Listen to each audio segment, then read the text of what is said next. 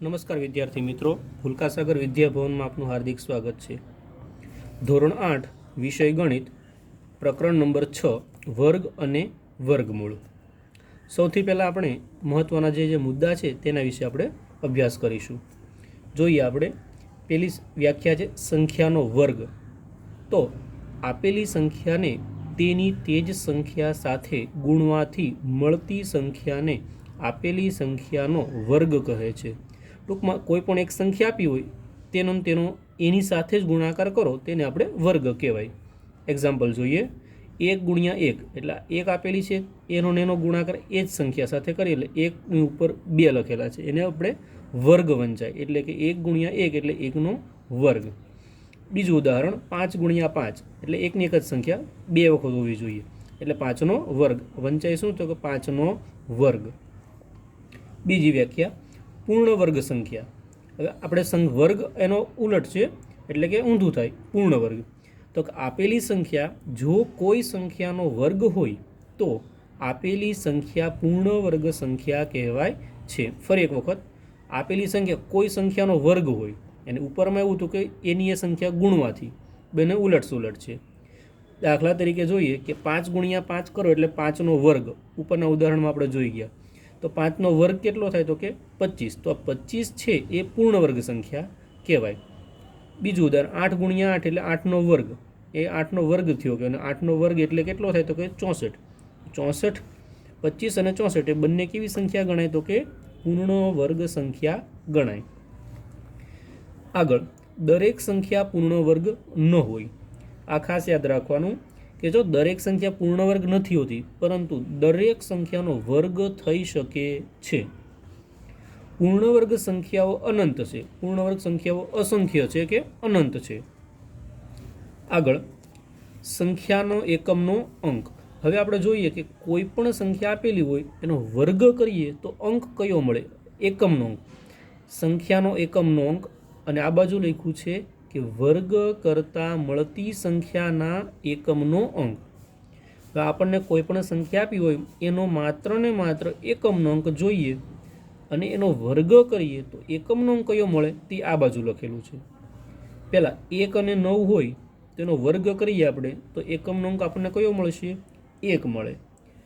2 અને 8 હોય તો એનો વર્ગ કરીએ એટલે 2 એની જ સંખ્યા સાથે ગુણાકાર કરો તો આપણને 4 મળે. 3 અને 7 હોય તો 9 મળશે. 4 અને 6 હોય તો 6 મળે. 5 હોય તો 5 જ મળે.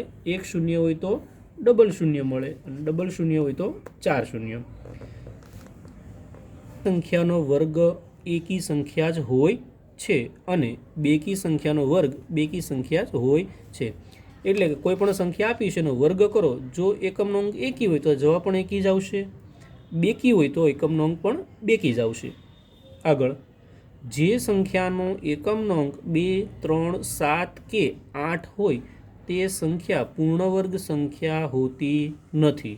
ખાલી આટલું યાદ રાખવાનું કે એકમનો અંક જો 2, 3, 7 અને 8 હોય તો તે સંખ્યા ક્યારેય પૂર્ણ વર્ગ હોતી નથી. એ સિવાયની કઈ સંખ્યા તો કે 0, 1, 4, 5, 6 અને 9 આટલી સંખ્યા હોય તો એ સંખ્યા પૂર્ણ વર્ગ હોઈ શકે છે. આગળ, વર્ગમૂળ. આપણે વર્ગ શીખી ગયા, હવે એના ઉપરથી આવશે વર્ગમૂળ. તો કે જે સંખ્યાના વર્ગથી પૂર્ણ વર્ગ સંખ્યા બની છે તે સંખ્યાને આપેલી સંખ્યાનું વર્ગમૂળ કહે છે. આપણે વર્ગ શીખી ગયા એનું ઊંધું જ છે આ પણ. ફરી એક વખત, જે સંખ્યાના વર્ગથી પૂર્ણ વર્ગ સંખ્યા મળી હોય તો તે સંખ્યાને આપેલી સંખ્યાનું વર્ગમૂળ કહે છે. દાખલા તરીકે જો એટલે આઈડિયા આવશે. 4નો વર્ગ 16 થાય તો 4 વર્ગ એટલે શું? 4 ગુણ્યા 4 એટલે કે 16 થયા. તેથી 16નું વર્ગમૂળ કેટલું છે? 4. 4 કઈ રીતના તો કે જે સંખ્યાના વર્ગથી, આપણે અગાઉ કીધું તો 4નો વર્ગ કયો હતો? 16. તો 4નો વર્ગ કર્યો એટલે 16નું વર્ગમૂળ 4 થયું એવું કહેવાય. વર્ગમૂળ દર્શાવવા માટેનો સંકેત. આ વર્ગમૂળનો સંકેત છે.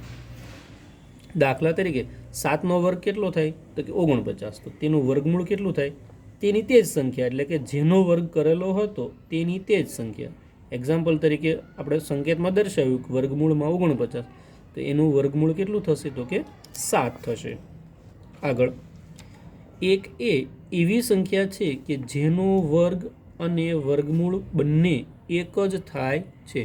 બાકી દરેક સંખ્યામાં વર્ગ પણ અલગ હોય અને વર્ગમૂળ પણ અલગ હોય. જ્યારે એક એવી સંખ્યા છે કે વર્ગ અને વર્ગમૂળ બધું જ એકનું એક જ છે, એટલે કે તેની તે જ સંખ્યા છે. સૂત્રો જોઈ લઈએ આપણે થોડા, કે ક્રમિક બે પૂર્ણવર્ગ સંખ્યાની વચ્ચે આવતી પ્રાકૃતિક સંખ્યાઓ. આપણે દાખલામાં વધારે આઈડિયા આવશે, ખાલી સૂત્ર ખાલી જોઈ લઈએ ફરી એક વખત. ક્રમિક બે પૂર્ણવર્ગ એટલે બે પૂર્ણવર્ગ સંખ્યા છે, એની વચ્ચે ઘણી બધી સંખ્યાઓ એવી આવે કે જે પૂર્ણ વર્ગ નથી. તો એના માટે કઈ સંખ્યા સૂત્ર છે? 2n. 2 એમને મૂકી દેવાના. n એટલે શું? તો કે પ્રથમ સંખ્યા. આપણને બે સંખ્યા આપેલી હશે, જે આપણે દાખલા ગણતી વખતે વધારે ખ્યાલ આવશે એમાં. નેક્સ્ટ, બે ક્રમિક સંખ્યાઓના સરવાળા સ્વરૂપે દર્શાવો. આપણે કેમ 10 હોય તો એને બે સંખ્યા સરવાળો દર્શાવો, તો 2 + 5 કરો તો પણ 10 થાય, 8 + 2 કરો તો પણ 10 થાય, 4 + 6 કરો તો પણ 10 થાય. એવી રીતના આપણે સંખ્યા સરવાળા સ્વરૂપે દર્શાવવાની આવશે. તો એના માટેનું સૂત્ર કયું? તો કે n² - 1/2 સ્ક્વેર એટલે કે વર્ગ વત્તા n² + 1/2. બંનેમાં સેમ જ છે, પહેલાં માઇનસ આવે પછી પ્લસ આવે. આગળ a + b કૌંસનો સ્ક્વેર. સ્ક્વેર આપેલો છે આખા કૌંસની ઉપર, એટલે કે a² + 2ab + b². એટલે આ પ્રથમ પદ ગણાય અને આ બીજું પદ. પહેલા પદનો વર્ગ પ્લસ 2ab પહેલું બીજું પદ પ્લસ બીજા પદનો સ્ક્વેર. આગળ સરવાળાની ક્રિયા વગર સરવાળો કરો. આપણે કોઈ પણ સરવાળાનો દાખલો હોય, આપણે પ્લસ પ્લસ પ્લસ કરીને ગણીએ, તો આપણે અહીંયા સરવાળોની ક્રિયા નથી કરવાની, સૂત્રને આધારે દાખલો ગણવાનો આવશે. તો n² ખાલી આવશે. n એટલે શું? તો કે કુલ સંખ્યા. આપણને પ્લસ કરીને સંખ્યા આપી છે એના આધારે. આગળ પાયથાગોરિયન ત્રિપુટી. ત્રિપુટી એટલે ત્રણ સંખ્યા આપણે શોધવાની થશે. તો એક સંખ્યા આપણને આપી છે, એના આધારે ત્રણ બાજુઓના માપ શોધવાના આવે. એમાં એક પહેલું આવશે n, પછી n² - 1 અને n² + 1. હવે આમાં આગળ પાછળ કોઈ પણ સંખ્યા લખી શકાય, એટલે 1, 2 અને 3 સંખ્યાના આધારે શોધી શકાય. હવે આપણે સ્વાધ્યાય જોઈએ. સ્વાધ્યાય 6.1 પ્રશ્ન નંબર 1. આપણને એવું કીધું સૂચનામાં કે નીચે આપેલ સંખ્યાઓના વર્ગ કરવાથી મળતી સંખ્યાનો એકમનો અંક શું મળશે? આપણને સંખ્યા આપેલી છે કે એનો વર્ગ કરીએ તો એકમનો અંક શું મળે? આપણે અગાઉ થિયરીમાં જોયું કે એકમનો અંક શું હોય તો આપણને વર્ગ કરીએ તો એકમનો અંક શું મળે. તો અહીંયા આપણે જોઈએ કે 81 છે સંખ્યા. હવે આપણે કોઈ પણ સંખ્યા આપેલી હોય, માત્ર ને માત્ર આપણે એકમનો અંક જ જોવાનો, બીજી કોઈ વસ્તુ જોવાનું નહીં. અહીંયા આપણને આ એકમનો અંક શું છે? તો કે 1 છે. તો 1નો વર્ગ કરો. વર્ગ એટલે શું? તેની તે જ સંખ્યા સાથે ગુણાકાર કરવાનો. એકમનો અંક શું છે આપણને આપેલો? 1માં આપણે લખીએ એકમનો અંક કેટલા આપેલા છે? 1. તો 1નો વર્ગ કેટલો થશે? તો કે 1 × 1 એટલે 1. તો એનો વર્ગ કર્યો તો એકમનો અંક શું મેળવો? 1. તો આપણો જવાબ આવશે 1. નેક્સ્ટ, અહીંયા 272 છે. તો આપણે ખાલી એકમનો અંક જોવાનો, ગમે તેટલા અંકની સંખ્યા હોય, એકમનો અંક કેટલો છે? 2. તો 2નો વર્ગ કરો તો 2 × 2 એટલે કેટલા થયા? 4. તો એકમનો અંક આપણો શું જવાબ મળશે? 4. એ રીતે 799 છે. એકમનો અંક કયો? તો કે 9. 9નો વર્ગ કરો કેટલો થશે? 81. જોઈએ આપણે એક વખત ફરી આમાં લખીએ. એકમનો અંક 9 છે, તો 9 × 9 એટલે કેટલા થયા? 81. તો 81માં એકમનો અંક કયો જવાબ મળ્યો? તો કે 1. તો અહીંયા આપણો ફાઇનલ જવાબ ગણાશે 1. આપણે એકમનો અંક જ જોવાનો, બીજું કાંઈ વસ્તુ નહીં જોવાનું. 3853. એકમનો અંક 3. 3નો વર્ગ કરો એટલે 3 × 3 એટલે કે 9. અહીંયા એકમનો અંક 4. સંખ્યા આપણે જોઈએ 1234. એકમનો અંક 4 છે, 4નો વર્ગ કરો એટલે કે 4 × 4 એટલે કે 16. 16માં એકમનો અંક કયો મળ્યો? તો કે આપણને 6. 26387. વળી એકમનો અંક શું છે? તો કે 7. 7નો વર્ગ કેટલો થાય? તો કે 7 7 49. 49માં એકમનો અંક કયો? તો કે 9. આગળ 52698. એકમનો અંક 8. 8નો વર્ગ 64. 64માં એકમનો અંક કયો? તો કે 4.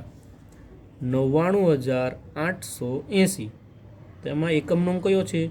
શૂન્ય. તો શૂન્ય એક એવો છે કે જેનો વર્ગ કરો, વર્ગમૂળ કરો કે એની સાથે ગુણાકાર કરો, જવાબ આપણો શું મળશે? હંમેશા શૂન્ય જ મળે. 12,796. અહીંયા એકમનો અંક 6 છે, તો 6નો વર્ગ 36 થશે. એકમનો અંક આપણને 6 મળશે. 55,555. એકમનો અંક 5 છે, 5નો વર્ગ 25 થાય, તો એકમનો અંક અહીં પણ 5 મળે. આગળ પ્રશ્ન નંબર 2 કે નીચેની સંખ્યાઓ માટે સ્પષ્ટ છે કે તે પૂર્ણવર્ગ સંખ્યાઓ નથી, કારણ સહદર જણાવો. આપણને કીધું કે નીચે આપેલી બધી સંખ્યાઓ કેવી છે? પૂર્ણવર્ગ સંખ્યા નથી. તો શું કામ પૂર્ણવર્ગ નથી તેનું માત્ર ને માત્ર આપણે કારણ આપણે જણાવવાનું છે. અગાઉ આપણે શીખી કે જેનો એકમનો અંક કયો હોવો જોઈએ, તો કે 0, 1, 4, 5, 6 અને 9 હોય તો જ એ સંખ્યા કેવી હોઈ શકે? પૂર્ણવર્ગ. જો એકમનો અંક 2, 3, 7 અને 8 હોય, 7 ને 8 હોય તો તે સંખ્યા ક્યારેય પૂર્ણવર્ગ હોતી નથી. એ આપણે અગાઉ શીખી ગયા. એના ઉપરથી આપણે એનું કારણ દર્શાવવાનું છે. જોઈએ આપણે. પહેલું આપેલું છે કે 1057. તો આ પૂર્ણવર્ગ સંખ્યા તો નથી જ. શું કામ નથી? કારણ આપણે જણાવવું પડશે. કારણ કે અહીં એકમનો અંક 7 છે. કારણ કે અહીંયા એકમનો અંક કયો આપેલો છે? 7. આપણે માત્ર એકમનો અંક જ જોવાનું, બીજું કાંઈ નથી જોવાનું. તો શું હોવું જોઈએ તો જ પૂર્ણવર્ગ હોય? તો લખી શકાય, એકમાં લખીએ, દરેકમાં જરૂર નથી. તો જો એકમનો અંક 0, 1, 4, 5, 6 અને 9 હોવો જોઈએ. જો આમાંથી એકમનો અંક હોય તો જ પૂર્ણવર્ગ હોઈ શકે. બાકી જો 2, 3, 7 કે 8 હોય તો પૂર્ણવર્ગ હોતો નથી. બસ આ એક જ વાક્ય આપણે લખવાનું છે, દરેકમાં 2 વાક્ય લખવાની જરૂર નથી. બીજું જોઈએ. 23,453. એકમનો અંક શું છે? અહીંયા 3 છે. તો શું કામ? તો કે એમાં શું નથી? તો કે આમાં અહીં પણ એકમનો અંક 2 માંથી કોઈ પણ લખી શકાય. 0, 1, 4, 5, 6 કે 9 નથી. દરેકમાં એ જ કારણ આવશે, એક જ સરખું આવશે. 7,928. અહીં પણ જો પહેલામાં 7 હતા, 3 હતા, અહીંયા એકમનો 8 છે, એટલે પૂર્ણવર્ગ તો શું છે? નથી જ. શું કામ નથી? તો કે એકમનો અંક 0, 1, 4, 5, 6 કે 9 નથી. 2,22,222. તો અહીંયા પણ પૂર્ણવર્ગ તો નથી જ.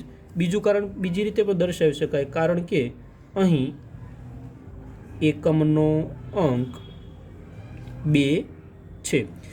2, 3 રીતે દર્શાવી શકાય. આપણે અગાઉ શીખી ગયા કે એકમનો અંક જો 2, 3, 7, 8 હોય તો પૂર્ણવર્ગ નથી. અહીંયા 2 છે.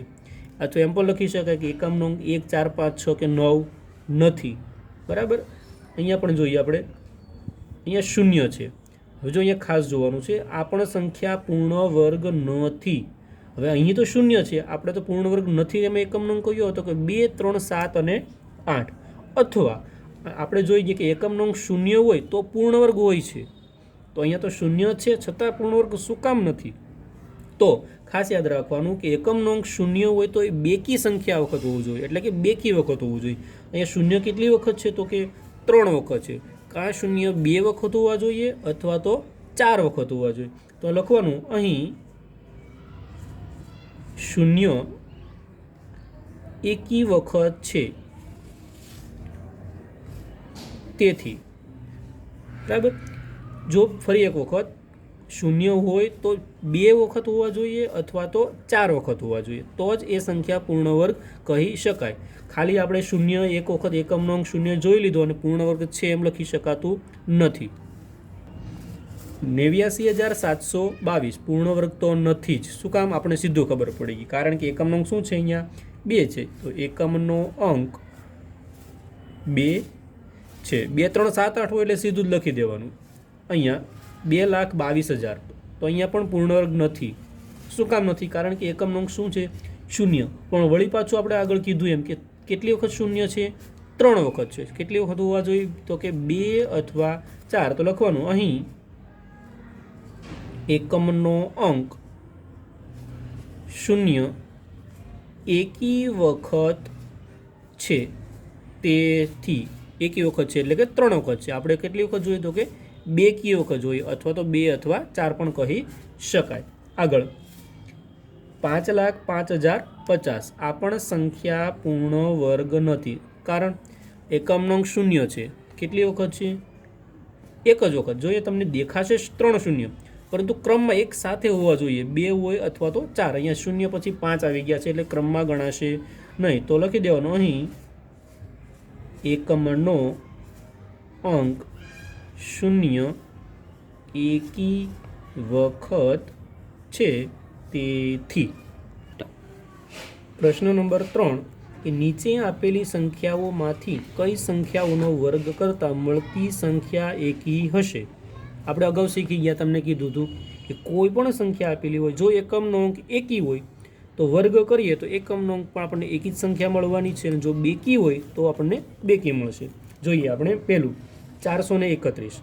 એ 431માં આપણે એકી સંખ્યા કે બેકી સંખ્યા કેમ ખબર પડે? તો આપણે માત્ર ને માત્ર એકમનો અંક જોઈએ. અહીં એકમનો અંક શું છે? એકમનો અંક કેટલો છે? 1 છે. તો આનો વર્ગ કરશું તો પણ આપણને એકમનો અંક શું મળશે? 1 જ મળશે. એટલા માટે આ કઈ સંખ્યા છે? તો કે એકી સંખ્યા થાય. 2826 એકમનો અંક શું છે અહીંયા? તો કે 6 છે. તો આ 6 કેવી સંખ્યા છે? બેકી સંખ્યા. તો અહીંયા આપણને વર્ગ કરશું એટલે બેકી સંખ્યા જ આપણને મળવાની છે. આગળ 7779. હવે એકમનો અંક 9 છે, તો 9 કેવી સંખ્યા ગણાશે? એકી સંખ્યા. તો એનો વર્ગ કરીએ તો પણ આપણને જવાબ આપણનો એકી સંખ્યા જ મળે. જોઈએ દાખલા તરીકે 9 છે, 9નો વર્ગ કેટલો થશે? તો 9 ગુણ્યા 9 એટલે કે 81. 81માં એકમનો અંક કેવો મળ્યો? 1. તો 1 કેવી સંખ્યા છે? એકી. જરૂરી નથી, માત્ર સમજવા પૂરતું. 82,004 એકમનો અંક 4 છે, તો આપણો જવાબ પણ વર્ગ કરીએ તો 4 બેકી સંખ્યા છે, એટલા માટે જવાબ પણ આપણો બેકી સંખ્યા થાય.